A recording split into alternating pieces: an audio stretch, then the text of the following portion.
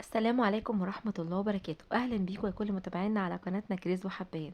النهاردة إن شاء الله هنعمل فراخ بطريقة حلوة قوي.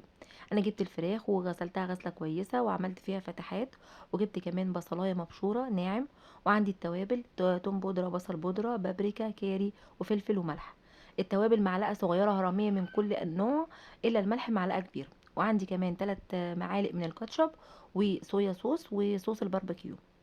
هبدأ احط بقى كل المكونات دي على بعضها، وكمان هحط برضو في معلقة زيت هضيفها على التوابل دي او على التتبيلة دي. حطيت البصل، وكمان هحط الكاتشب. الكاتشب ده يا جماعة انا عاملاه في البيت، هو بيتي وموجود على القناة الطريقة بتاعته.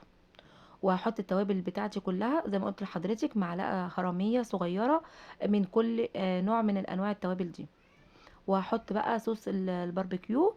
عاوزه اقولك ان صوص الباربيكيو بيودي الفراخ هنا في حته تانية خالص، وبيخليها طعمها مختلف جدا. يعني لو متاح عندك اعمليه. على فكره ممكن تستغني عن الباربيكيو والصويا صوص لو مش موجودين مع عندك، وتكتفي بالتوابل والبصل بس، والزيت طبعا لان دول اساسيين في التتبيله. لكن لو عندك يعني ايه هيخلوا التتبيله طعمها حلو قوي. هبدأ بقى اقلب كل التوابل دي مع بعضها وكل التتبيله دي مع بعضها كويس قوي لحد ما تتجانس مع بعض. عاوزه اقول لحضرتك ان انا لما جبت الفراخ بتاعتي عملت لها محلول النقع. محلول النقع بجد بيفرق معاها جدا في الطعم وشكل الفراخ. ومحلول النقع ده عباره عن ايه؟ هتجيبي لتر من الميه، فيه ملح وسكر، وكمان هتحطي شرايح ليمون، وورق لورا، وكمان عيدان قرفه.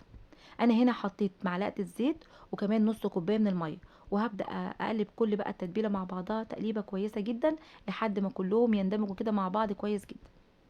طب انا ليه حطيت شويه الميه اللي انا عاوزاهم دول؟ عشان انا عاوزه تتبيله تكون يعني ايه، هاخد منها سائل بس زي ما حضرتك شايفه بالظبط كده. انا جبت مصفى وبدات اصفي التتبيله بتاعتي، لان انا عاوزه اخد كميه سائل مفهوش تفل البصل. وهقول لحضرتك انا هعمل بيها ايه.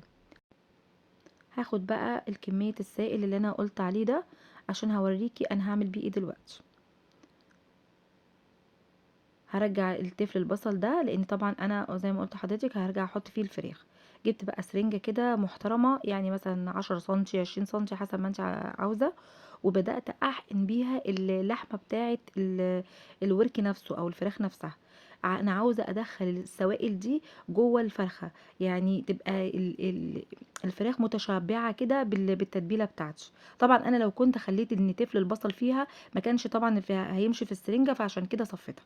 وبعد كده حطيت كمية الفراخ في التتبيلة بقى كلها مع بعضيها، وبدأت أدعك فيهم كده، وأدخل التتبيلة ما بين الجلد واللحمة نفسها، وتحت الجلد كده على قد ما أقدر. وهسيبها في التلاجة أقل وقت ممكن تسيبي في التتبيلة ساعتين. لو حضرتك مستعجلة عليها يبقى ساعتين أقل يعني، لكن لو كل ما تسيبيها أكتر هتديكي نتيجة أحسن. يعني يا حبذا لو كنت حضرتك تسيبيها ليلة كاملة هتديكي نتيجة حلوة أوي.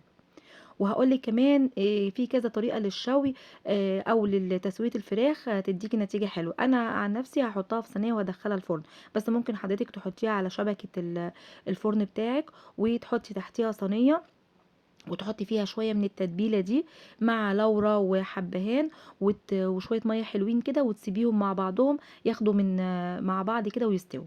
وممكن تجيبي الشوايه بتاعه الفراخ اللي بتبقى بتاعه الحاتي دي، تحطيهم فيها كده وتقفلي عليها، وبرده تحطيها جوه الفرن بتاعك.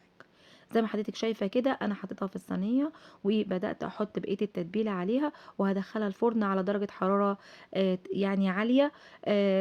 هتاخد وقت حسب برضو حجم الفراخ، يعني هي خدت معايا تقريبا ساعه الا ربع. وطلعتها بعد ما فتحت عليها الشوايه عشان تاخد وش من فوق كده. وزي ما حضرتك شايفاها هي كده استوت وبقت حلوه جدا، وطعمها تحفه بجد، والتتبيله بتاعتها كانت جميله، وكمان الفص بتاعها كان يعني ايه متشبع بالتتبيله حلوه قوي. انا هوريها حضرتك دلوقتي كانت مستويه ازاي. وهتلاقي حتى وانا بفتحها الفص بتاعها، بصوا التتبيله تحسوا ان هي جوه اللحمه، مش بره بس، او واخد الطعم من بره بس. يا رب ان شاء الله تكون الوصفه عجبتكم وتجربوها. واشوفكم ان شاء الله في فيديوهات جايه كتير. يا ريت بقى ما تنسوناش في اللايك والشير وتشتركوا في القناه لو عجبتكم وصفاتنا. وباذن الله اشوفكم على خير في وصفات جديده. والسلام عليكم ورحمه الله وبركاته.